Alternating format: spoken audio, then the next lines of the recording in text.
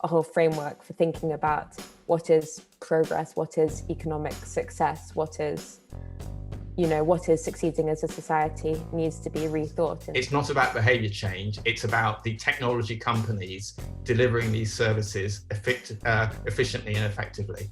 And we must hold them account to that. But unless we have a major breakthrough, it's unlikely, for example, we're going to see battery-powered planes until at least the late 2040s.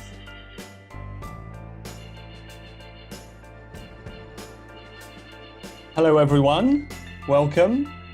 I'm Giles Whittell. I'm an editor at Tortoise, and looking at my own screen, I look a bit grainy. I hope it's just my eyesight failing. Nearly 6 months ago, as we were all heading into lockdown, we got an email here at Tortoise. And it's on my conscience that I don't remember exactly who it was from. But roughly paraphrased, it said, I'm a student. My course has been suspended. I'm at a loose end. Can I write for you? And obviously I should remember exactly who it was, because that person should have been involved in what happened. What happened next was we got thinking, how could we offer Tortoise members an outlet for their energies in lockdown that was relevant and might end up constructive? And we came up with the Net Zero 2030 reporting, we called it initially, and then we called it a moonshot when we realized how ambitious it was to try to come up with a plan for cutting net carbon emissions to zero by 2030 rather than by 2050, which is the timescale that most governments and businesses are working to at the moment, even though for a whole host of environmental reasons, 2030 is better. Long story short, nearly 6 months later, last week, we published, I think, 15 articles in all, if you look carefully at one of the read more boxes, and a podcast. So let me start. We always try to find a way of allowing you to flex your digital muscles by asking those of you who are in the room, as it were, to raise your blue digital hand, bottom right-hand corner of the participants column, if you saw any of it, if you read any of what we published in the Net Zero project last week. Hi, Rob, I see you there. I know you wrote some of it, so glad. Yeah, great. Okay, good number. And keep your hand up, please, if you felt you learned something. And don't try to be nice.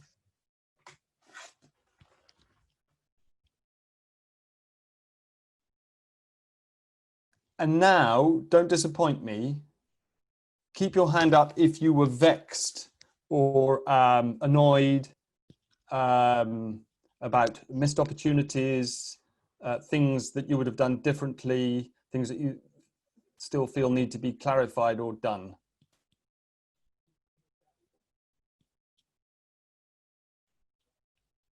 Okay, good. Right. Well, that shows a great level of engagement. Really, I should start by thanking all those of you who came along to our weekly Moonshot meetings, which became less and less structured, more and more free-form. And in the end, we did what very often happens in journalism, which was we seized a moment and after a sort of torpid summer, rushed to get some of our output on the app. It's a work in progress. As I wrote in the introduction, it's not, doesn't claim to be definitive or comprehensive. In fact, for me, it was a bit like going back to university and learning one thing above all, which was how little I knew, what a vast subject it was, and how we'd only really scratched the surface or gone down several rabbit holes. But we did try to tackle three of the big emitters: energy, transport, and food and agriculture. We asked from multiple angles the question of how you generate the will, and in particular the political will, to effect the kind of change that is needed for what is pretty much a revolution that would be required to achieve net zero by 2030. And we offered, I think, a lot of practical ideas, or impractical, depending on your view. They ranged from Abby Wong's excellent Dumb Cities, which you could also think of as radically retro, sort of a thesis against smartness, to menstrual cups instead of tampons. The former have a much lower carbon footprint, it turns out, than the latter. We notched up some impact. B. Boileau's piece on the case against growth was picked up by the New European and syndicated this week or last. Yelena Sofronijevich's podcast was picked up and tweeted by Jay Rayner, who must have the biggest food following of anyone in the UK Twitter sphere at any rate. And James White's piece on Despacito's carbon footprint attracted some, I think, mainly favourable attention from Professor Chris Priest, Professor of Sustainability at Bristol, who I hope is with us in the room this evening. And so are some other people who've written in with suggestions as to what they would have done differently, stuff that they would like to contribute. And I do hope that we're going to keep this content alive on the app and add to it. But very specifically, the missing ingredient that I promised everybody that we haven't done yet is a kind of an action plan. We do want to change the world. We do want to boil everything down to one sheet of A4, as it were, and offer a granular, if arguably fanciful, route to achieving this big goal. One thing that I learned is that probably the first step in that action plan is to find a way of pricing carbon properly and enforcing or incentivizing that price all over the world. But I wanted to start, if I could, by going to those who, as I earlier said, tackled some of the big decarbonization things and asking what single most important thing they took away from their research. So I think we should start with energy. So Sophie Littlewood, if you're there, and if you can bear the idea of boiling down everything that you did into one nugget, what's the single most important thing you think that needs to be done? And choose your goalposts, UK, global, to decarbonize energy. Quite a task. Yes. I think the main takeaway is that we're going to have to rethink what our energy needs look like, and then from there address our power sector. And for that, I think it's going to be a combination of electricity and increased electrification, plus hydrogen in any of its forms, plus storage, which can either be batteries or, again, hydrogen. And can you explain for people how, by the way, we're going to do a whole thinking on hydrogen at the end of the month, but can you just explain in a nutshell where you feel that hydrogen fits into that? Because unless you're a hydrogen nerd, it's not obvious. Of course, yeah. So I think when most people like me think of hydrogen, they think of the gas, but hydrogen in itself can also refer to methanol, ethanol, all those biofuels. What they're talking about is those are all hydrogen storage methods. And so when you burn them, you're releasing hydrogen and water.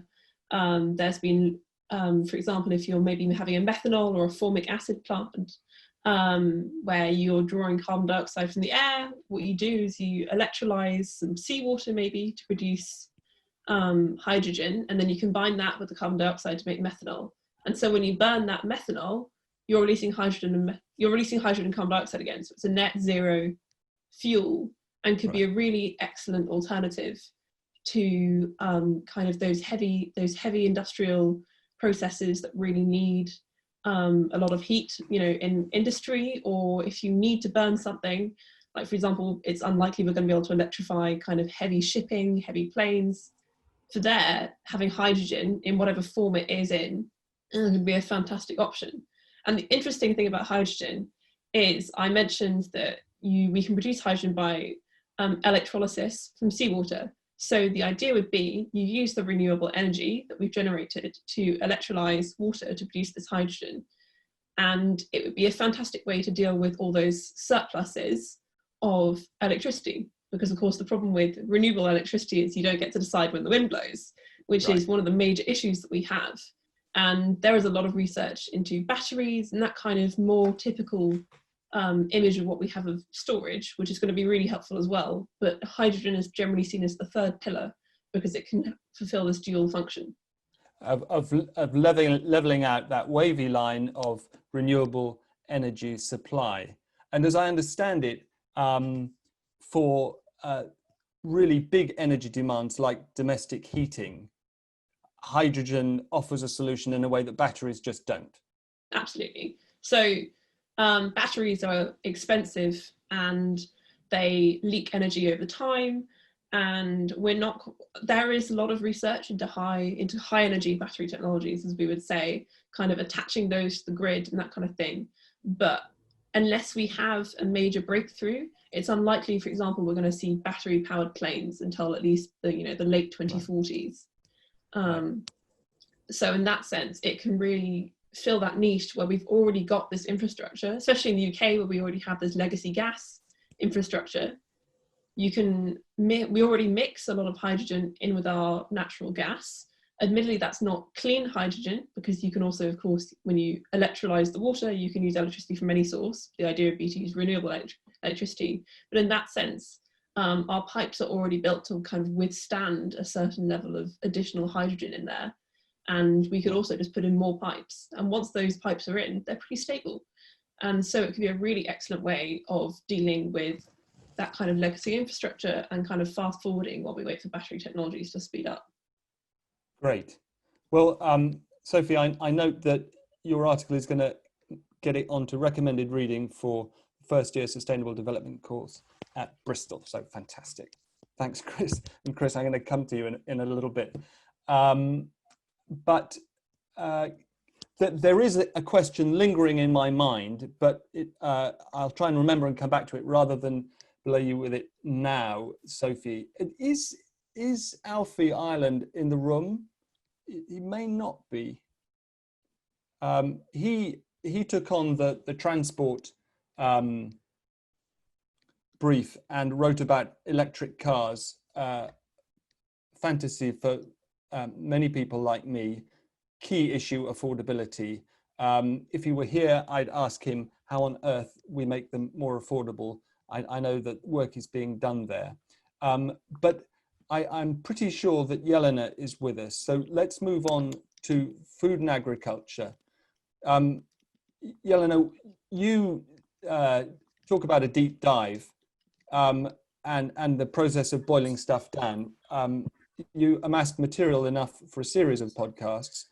We crammed it into one. Now I'm going to ask you to summarize briefly, as I did for Sophie, for this sector that accounts for, we reckoned, about a third of global carbon emissions. What do you now think is the single most important piece of work that needs to be done to shrink its carbon footprint? That's really interesting that you mentioned that, because I think, firstly, the very fact that food is the single largest cause of environmental degradation is something that we don't talk about and that a lot of people don't know. So I think just establishing that is very, very important. And food currently consumes all of the emissions that we could emit by 2050 under the Paris Agreement. So the global food industry has to become a net carbon sink by 2040 if we want to meet even those very basic requirements. And you're right in that the podcast focuses on the myth, if you will, of buy local and food miles, and the fact that as consumers we're sold that locally sourced food must be more sustainable because it's closer to home. But actually transport emissions are not only the wrong thing to focus on, but they're accountable comparatively for very few emissions in the global food supply chain. And actually what we really do need to look at is production and the way that we produce food more efficiently moving forward. What the podcast tries to do, and if anyone has listened to it and has got any thoughts, I'd love to hear them. What the podcast tries to do is debunk some of the myths surrounding this. So for instance, that environmental and economic efficiency or environmental and economic motivations necessarily conflict in this.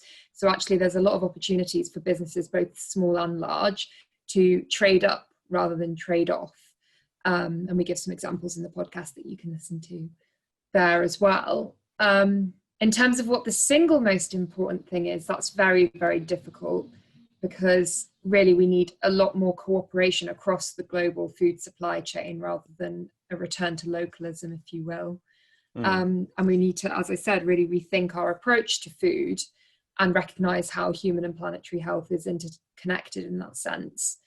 The kind of framework that I set out at the end of the podcast that I gleaned from all of my interviews is to set some kind of form of trickle-down economic incentivization, as you know, Giles.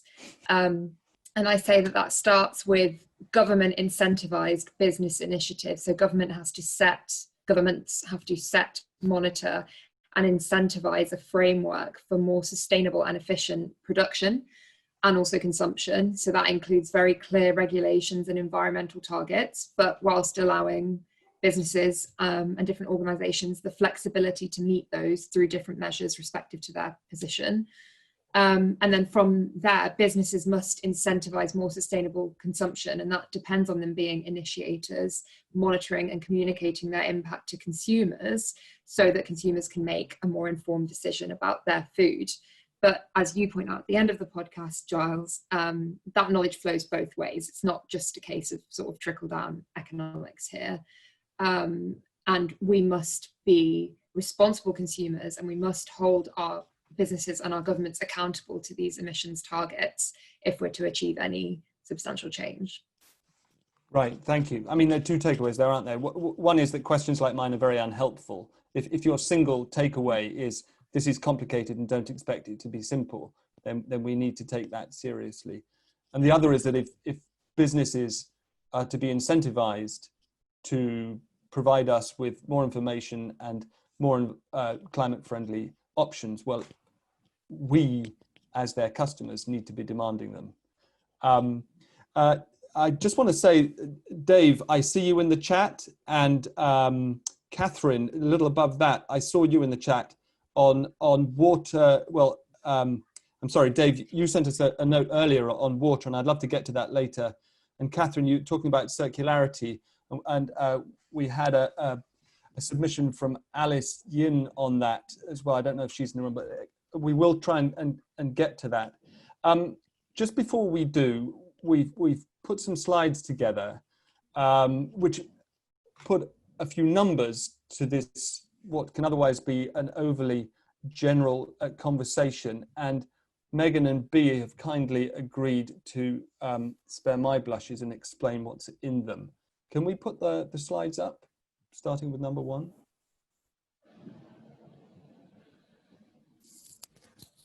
So this first slide is probably familiar to people that have taken an interest in anthropogenic climate change, and it shows the evolution of carbon dioxide concentration in our atmosphere. As can be seen, its current level at around 400 parts per million is a pretty significant outlier. And the graph stretches over the last 800,000 years. And for further context, Homo sapiens appeared less than 400,000 years ago. So levels this high are literally unprecedented in human history. The last time atmospheric carbon dioxide was this high was more than 3 million years ago, and the Earth looked completely different. Can we move on to the next slide, please? So in this slide, basically what you can see is kind of a timeline of when we would have had to make a change, and when we do need to make a change in order to keep the rise in temperature below 1.5 degrees Celsius by 2030. So the white line shows the drop in carbon emissions we would need to see in 2020 in order to keep the temperature rise below 1.5 degrees C for 2030. And as you can see, it's already a pretty drastic drop in CO2 emissions. And then if you look a bit closely, the blue lines represent how this reduction might have looked if we had acted earlier than 2020. And while it's already, you can see it's pretty steep, it's not as steep as the white line, which we're looking at now. And the orange lines on the reverse show how this reduction might look if we act after 2020, in order to keep the temperature rise below 1.5 degrees C. So obviously if we aimed for 2 degrees C, it wouldn't be quite as drastic, but I still think it would be pretty drastic. So yeah, can we go on to the next slide? So this graph represents the different sectors that contribute to our greenhouse gas emissions. The size of each circle indicates the amount of emissions generated by each different sector. As you can see, power, that is electricity and heat production, is the largest single source of emissions, and agriculture's close behind. As we've just heard from Yelena, the sheer size of agriculture's contribution was initially surprising to lots of us when we were first researching this. You'll notice transport is disaggregated on these slides. So when you combine shipping, cars and aviation and HGVs, it accounts for 14% of overall emissions. But it's quite interesting to see the relative size of different contributors within transport. The fact that aviation, for example, is the smallest contributor on this graph is quite useful to know, and was certainly surprising to me when first coming across it, when one thinks in terms of a lot of climate activism that urges us that the single most important thing we can do is to cut down on flights. Similarly, energy is disaggregated, and it would be possible to add up kind of power and the proportions of different sectors where the emissions are coming from energy within them. And in total, the energy sector represents around 73% of worldwide emissions, I think. Shall we move on to the next slide?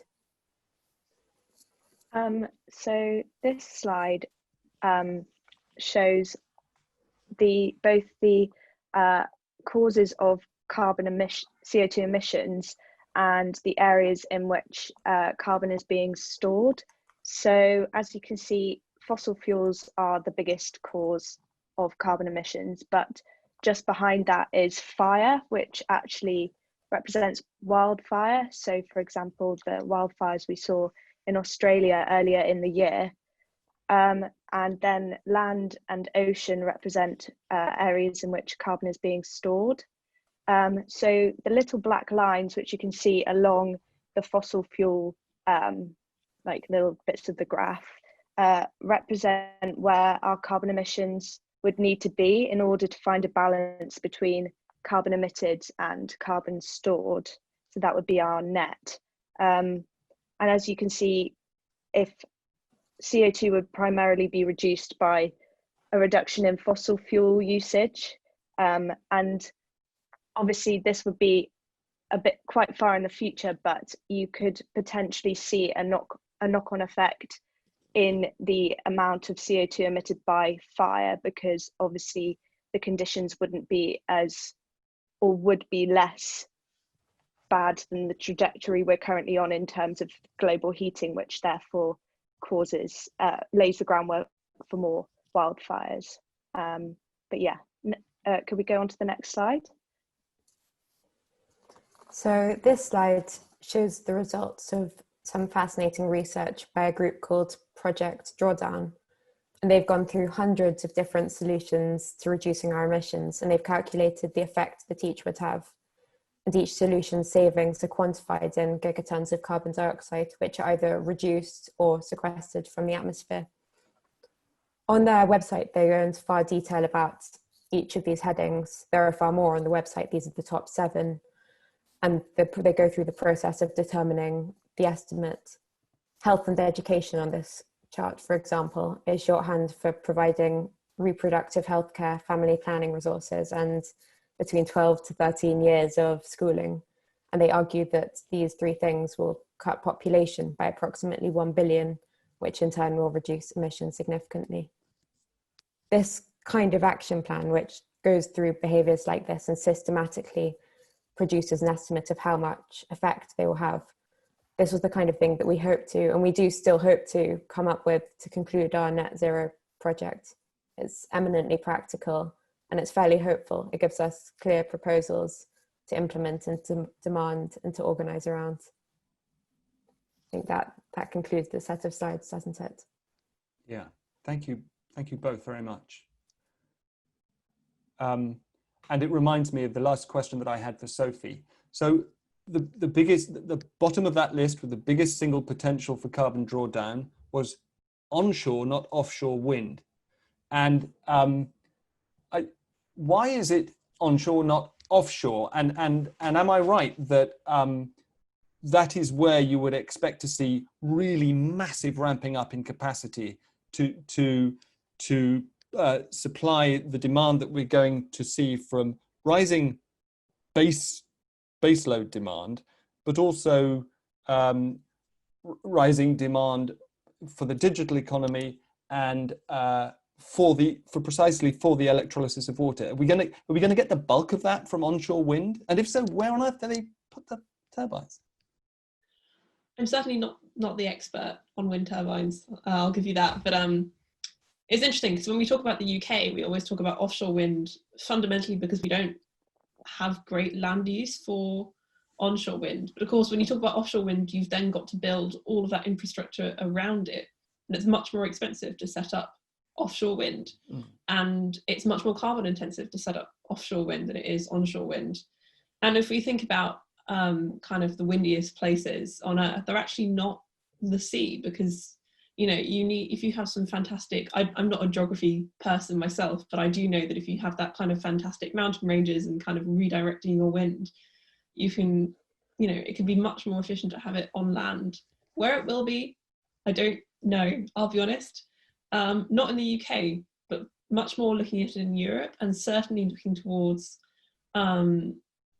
so in the US and the Middle East, there's more of an emphasis on solar panels, but there's issue with that around, as we discussed in the chat, kind of around they use a lot of precious metals, and that's not great for for example Malaysia and that area of the world. So in that sense, it could be a good alternative. I don't know. You caught me off guard. That's a great answer to my question. It hadn't occurred to me that it was more carbon intensive as well as more expensive to stick them in the sea.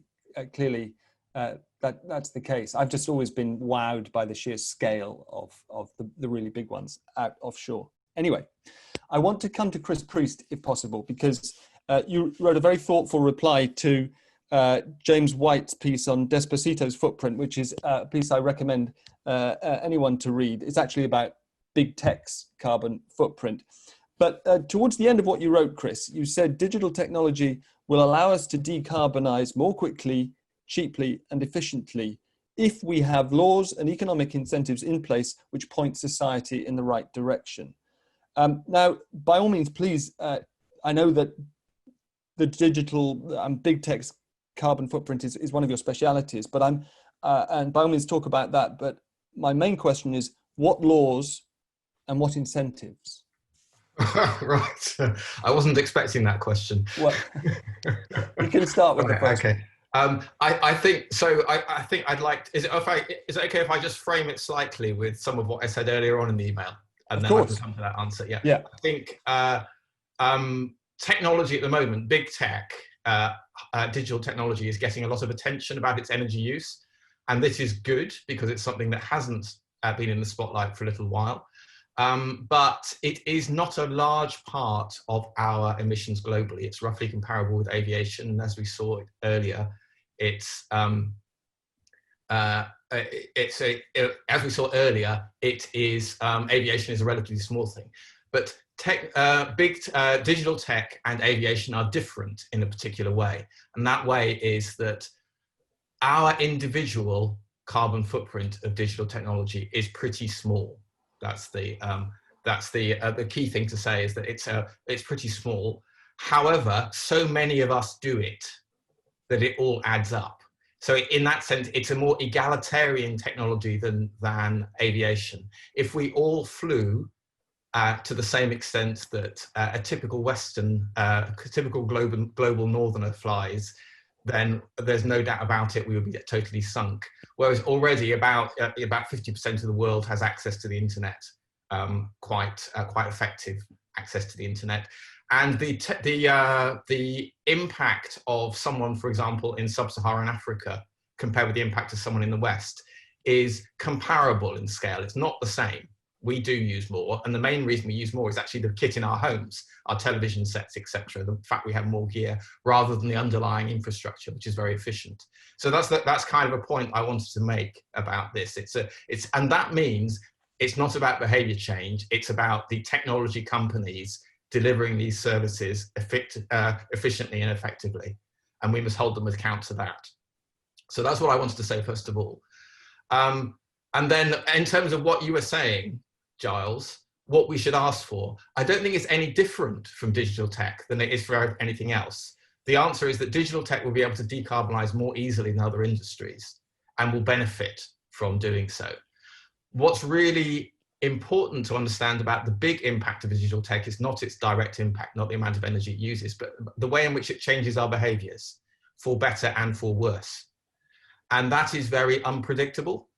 If we think about, so digital technology, the indirect emissions from digital technology are far bigger. And that means what the emissions that result from what we are enabled to do by digital technology.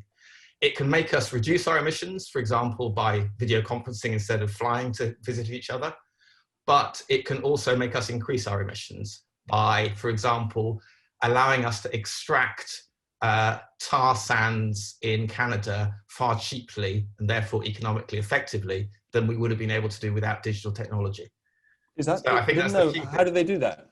How do they do that? With how is digital technology used to make that more efficient? With sensors, effectively with sensors, a sensor network that allows you to identify exactly where you should be mining the ore, sort of thing. So that's how it's used. And in fact, something like Ryanair is not possible without digital tech. Low-cost air flights, budget airlines are not possible without digital tech.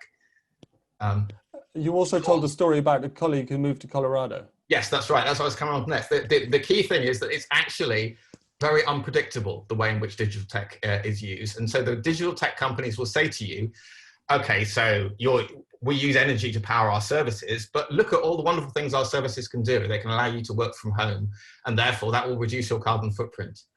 But that's only half the truth. As we said, as I spoke earlier on, digital tech also allows people to increase their carbon footprint. But also, if we take the example of people working from home, what has happened is that people are tending now to live further away from their workplace. They go to work less often, but they travel further. And that has been enabled by our behavior change of regularly working at home. And the most extreme example that I know is a friend of mine who lives in Bristol, but got the job in Colorado. He works from home, but spends a week every 5 weeks, or he used to. This has changed, but he used to spend a week every 5 weeks in Colorado. So his travel emissions dramatically increased because of the ability to work remotely. And so the key thing here is it's very difficult for us to predict what's going to happen with the use of this technology. And the technology will accelerate our society in the direction it chooses to face. And that choice is a political choice, and it depends on the laws and the incentives we put in place for companies to move. Digital tech, as the article, sorry, I've forgotten who the writer was. My apologies. Jim White, James White. Yeah. I thought it was an excellent article. There were some things I picked up on, but I thought it was an excellent article. Digital tech is quite engaged on this. It's because it's partly been set up by a load of Californian ex-hippies who have that kind of mindset. So it's quite engaged around environmental issues. And also, it's because it believes it will be a winner in a low carbon world in the future. It believes whereas fossil fuels will be losers, digital tech will be more of a winner. And therefore, what we can see is, at least to a certain extent, digital tech will lobby for more increased legislation in favour of reducing emissions over time. And we have seen that already happening. Right. So in terms of what we need things like carbon prices. It's not something that you can tell people exactly what to do. We need things like carbon prices, Green New Deal style initiatives to rapidly roll out the kind of stuff we need. And when those things are in place, then digital tech will provide services which make that quicker and cheaper. But when those are not in place, then the market will push them wherever they go, wherever the market chooses to push it, which will be, if we're in a high carbon society, will push us in high carbon directions. Right. So we need carbon prices, we need Green New Deal style initiatives, and this brings us back to the question of galvanizing the political will to get there. And Megan, I want to come and ask you about this, because you kind of got down and dirty with the grassroots on this. I just want to say, though, I did see a blue hand up belonging to James Harding, and then as I was going to come to him, he zipped away. James, we saw that. If you, by all means, put it up again, we'll come to you. Megan, I mean, we had 4 of you in all looking at the question of generating and harnessing the political will to enact what we all agree is very swift and radical, unprecedented change that's required. And you looked at citizens' assemblies, among other things, here and elsewhere.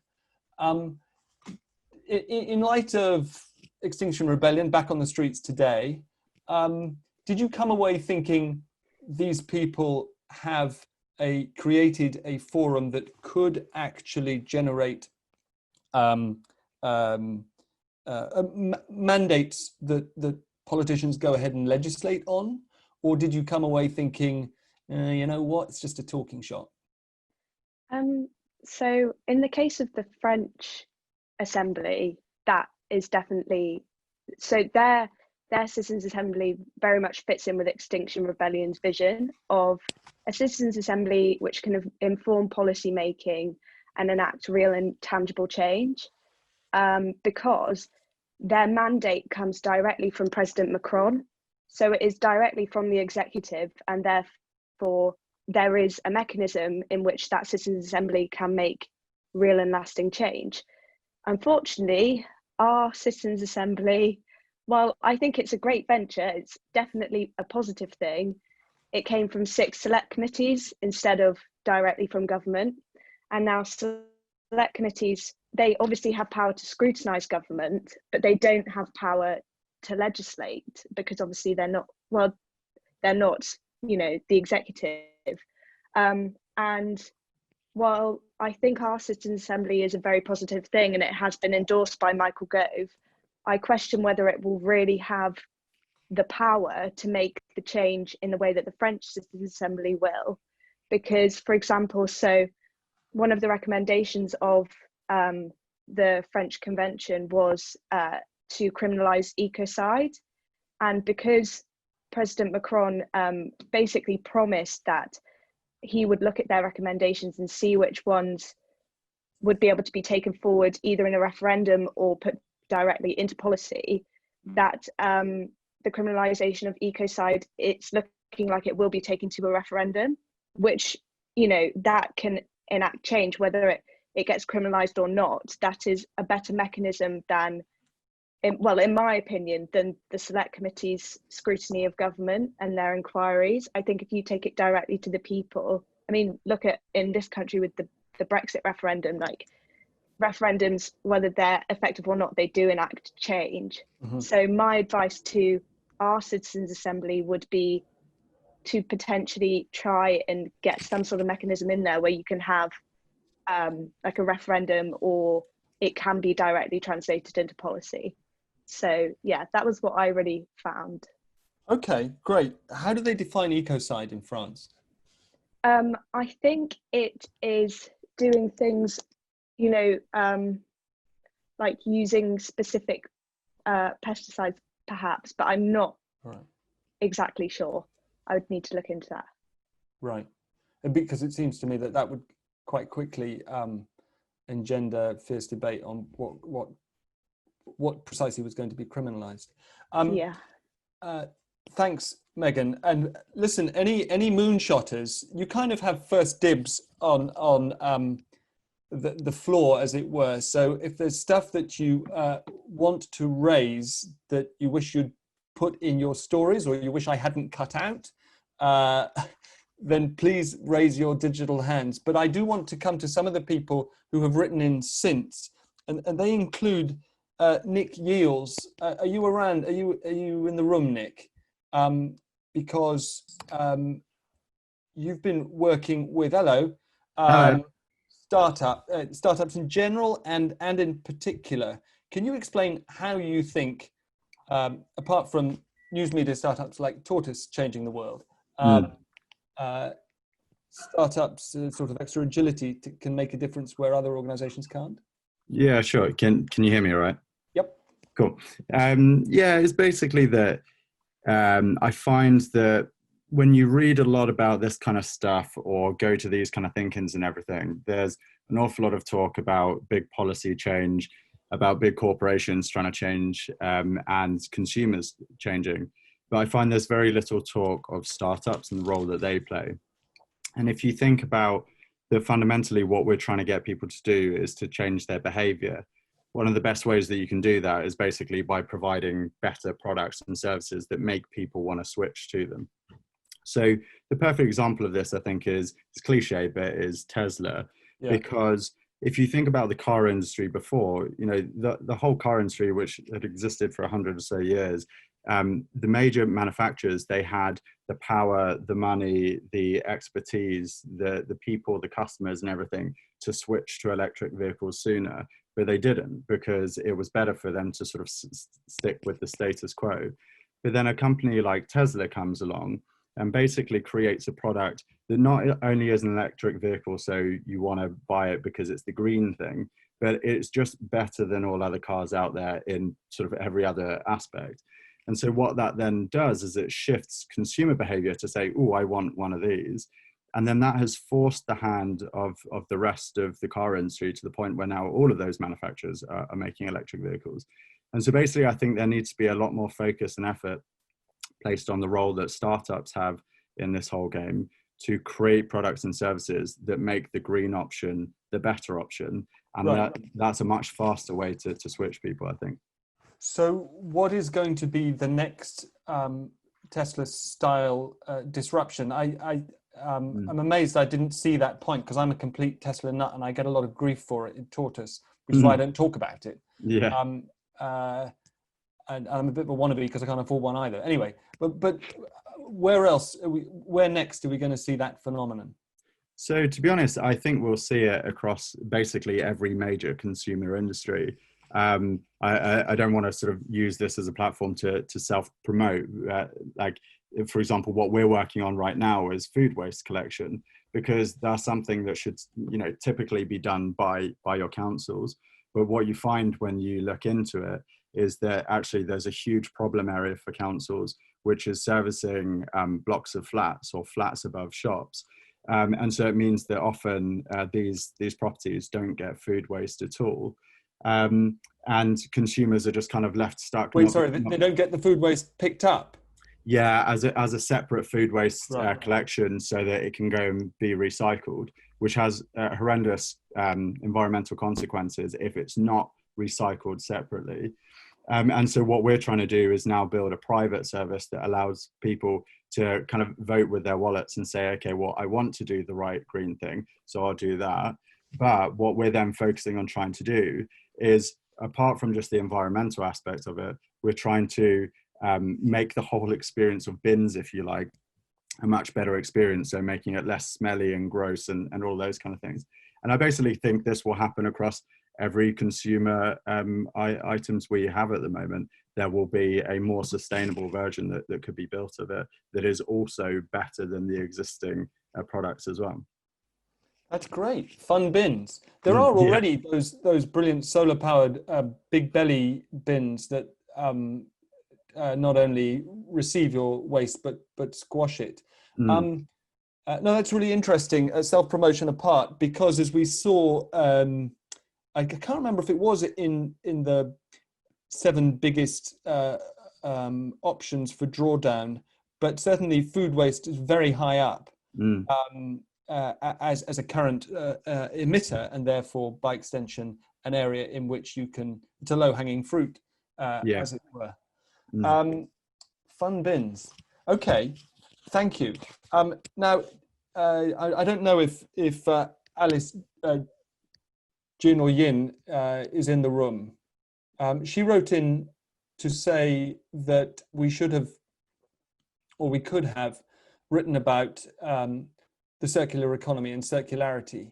And I know that Catherine in the chat earlier on, forgive me, I didn't get your surname, but perhaps we can find you if you're still here, because you made a similar point. I'm just scrolling back up. You've all been very busy. Fantastic. Explain, can you, to me, how a full-blown circular economy lowers our carbon footprint in addition to prolonging the life of manufactures? So I guess you could probably see behind me, I work in, I'm a commercial manager in our wind farms here onshore in the United States for BP. So I think the point I was trying to make is, so I think we need to be doing more on the issue of addressing the carbon intensity in the full life cycle of renewables production, including circularity within that as well. So talking about it, creating awareness, and from both ends of the life cycle. So I feel like we're just scratching the surface. So from raw materials, where I think research has found that expanded mining for materials used in renewable power technologies and electric cars could harm vulnerable species and ecosystems absent some better planning. And also a recent Financial Times feature explored how increased mining in Indonesia for nickel, which is an EV electric vehicle battery component, creates more marine waste. So for me, expanding climate-friendly energy and transport means much higher demand for materials and minerals like lithium and copper and cobalt and more.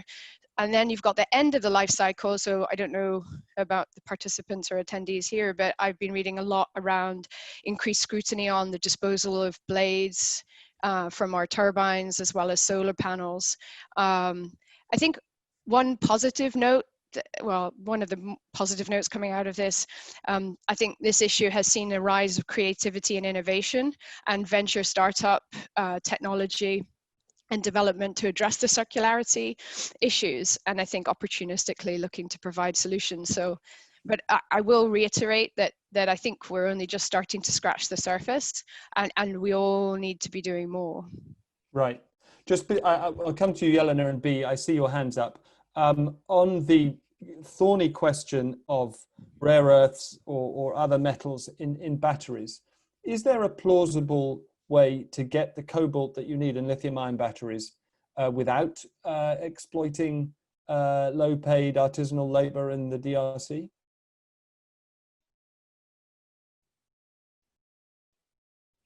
Yeah, it was a question for you, Catherine. It's a slightly specific one, but so do you know of a climate-friendly way of getting cobalt for lithium-ion batteries? No, I'm not the expert in this space, so I wouldn't be able to answer that question. Oh, okay. Yeah, I'm sorry. Jelena, you stuck your hand up.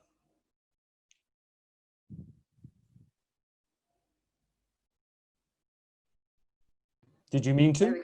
There we go. Yeah, I just want to touch on that point of circularity. I completely agree with Catherine that we're only scratching the surface of it. And I think, as I mentioned earlier, with the need to take a life cycle approach to food, it's the same in all of these industries that we're talking about. We need to adopt a genuinely holistic understanding of all of them in order to fully understand where carbon is emitted and therefore to tackle emissions across the supply chain. I think another example that's really good to draw on this is clothing. So if you were to take a fully circular approach to clothing, then that truly begins at manufacturing, and how can you generate and how do you produce clothes so that you can take them apart, so that when they are starting to degenerate, you can use the buttons again, you can, you know, literally get the thread and weave it into something new. That would be fully circular. And our problem is that even when we talk about recycling, for instance, or if you say, oh, well, my t-shirt has gone baggy, so I'm now going to use it as a rag, that's all still part of the linear economy. That's still make, take, dispose. So what often we think of as circular isn't actually circular. And like I said, just to echo Catherine, that we really are only scratching the surface of it. But full circularity is a claim that is made by a lot of industries and a lot of businesses that needs to be properly interrogated. Properly interrogated, ultimately, presumably by consumers. Yes, but also by businesses. And you can't, those claims are often just greenwashing. Right. And it's really hard for consumers, and for consumers having the time to go out and research that themselves. So you have companies like IKEA who are claiming to be fully circular by 2030. But what really does fully circular mean? It's only when you go into the actual policies and see what they're doing that you could perhaps make those claims and interrogate them. I speak from a position of almost complete ignorance, but is this a whole new field of regulation that we're going to head into?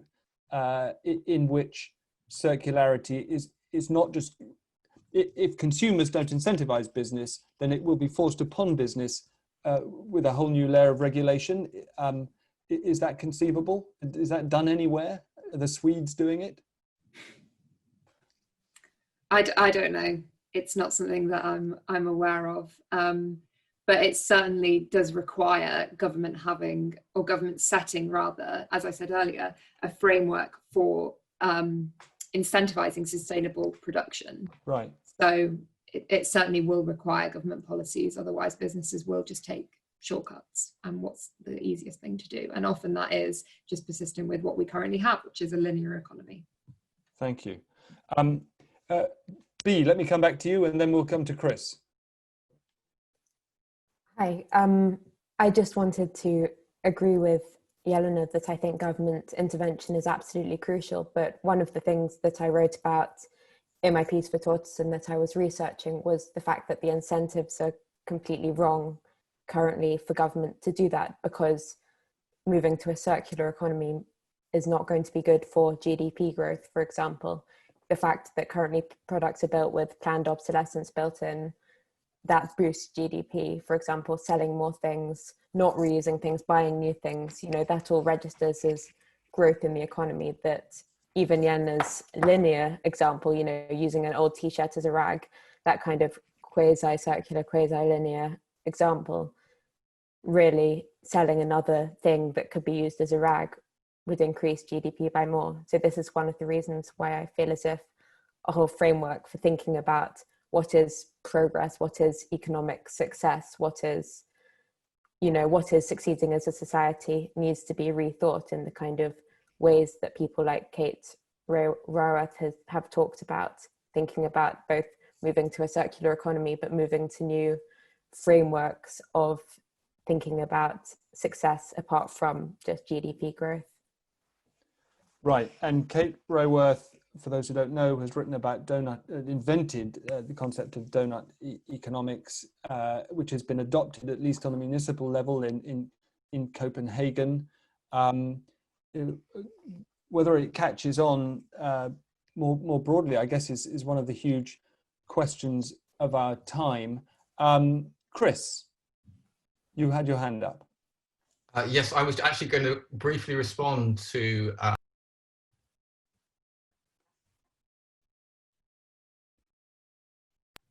sorry, I thought I was unmuted, I wasn't. Okay. Yeah, try again. I was going to briefly respond to your question in response to what Jelena was saying about legislation for the circular economy. There is actually a good example of something that's been around for a little while that's not perfect, but is pretty good, and that is the European Union Waste Electric and Electronic Equipment Directive, which works together with their Reduction of Hazardous Substances Directive, all very geeky. I don't want to go into a lot of detail, but it actually does have effectively producer responsibility, in that the companies themselves are responsible in the end for disposal of their waste. It was intended to be done in such a way they were directly responsible, but different governments have done it in different ways, and that has been watered down to some extent. And the interesting thing is that the most progressive companies want to be responsible for their own waste, because they can see it as a business advantage that they can make money from. If they design things to be reusable more easily, disassemblable more easily, and that sort of thing. So I just want to say that it's not perfect, but there's some really good case studies out there of how legislation can be used in this way. And it's interesting to see what works and what doesn't. Right. And if they're more responsible with their waste, they'll climb up the Tortoise Responsibility 100 index as well. And if they're smaller than that, they'll climb up Responsibility 250 index when it comes out. I notice that quite a few people in the chat, including Elizabeth Brooks and others, are talking about cities of the future, and we had a piece on what a truly climate-friendly city might look like, and Abby Wong's thesis was it ain't enough just to plug it full of electronics and plug it into the net and make it smart. There are some more old-fashioned, perhaps intuitive, perhaps more expensive, but steps that you can take. I'm not sure where in the chat this conversation started, but Elizabeth, if we came to you, could you tell us where it started and where you'd like it to go?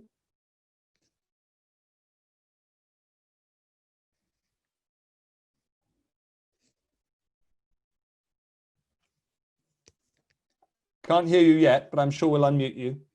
Okay. Great. I saw that it started with Liz, another Liz, talking about Cities of the Future 2050 possible discussion, if she wants to come in.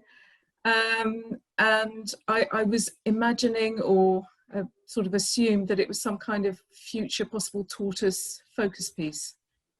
Ah, I see. Right. Well, it definitely could be. At the moment, I mean, we're just considering it from the strictly carbon reduction perspective. And in fact, we invented two people, Gavin and, I'm blanking on their names, Gavin and Alice, who live in a tower block on what used to be the concrete apron of Terminal 4 in 2030, with a vertical garden and a stipend from the government, sort of a citizen's dividend for the carbon-friendly lifestyle that they lead.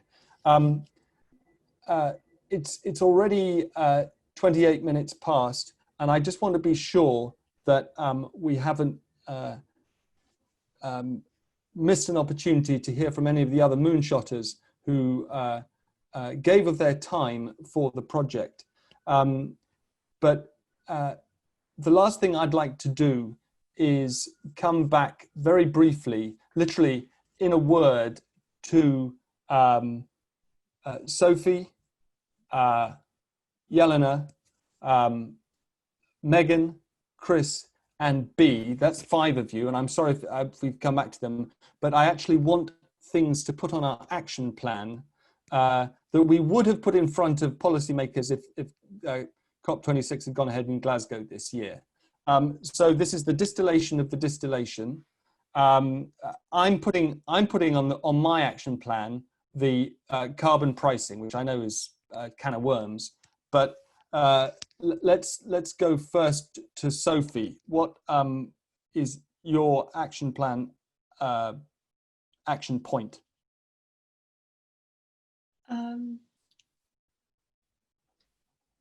Probably infrastructure investment. How funded?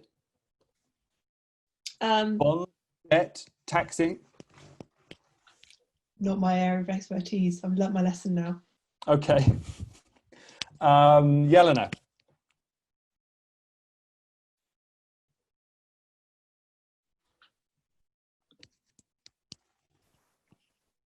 I'm going to cheat 2 things. Yeah.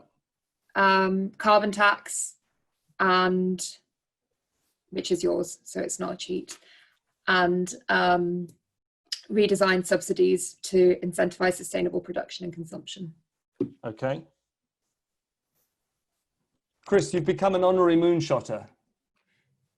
What do you want to stick on the action plan? We haven't really spoken about this, but I will go for ruthlessly transparent reporting by all financial companies with regard to their investments and their carbon impacts. Nice. I mean, actually the financial markets, as much as not just companies, but also the financial markets, investment houses, etc. And we're going to need a new regulator to make that happen?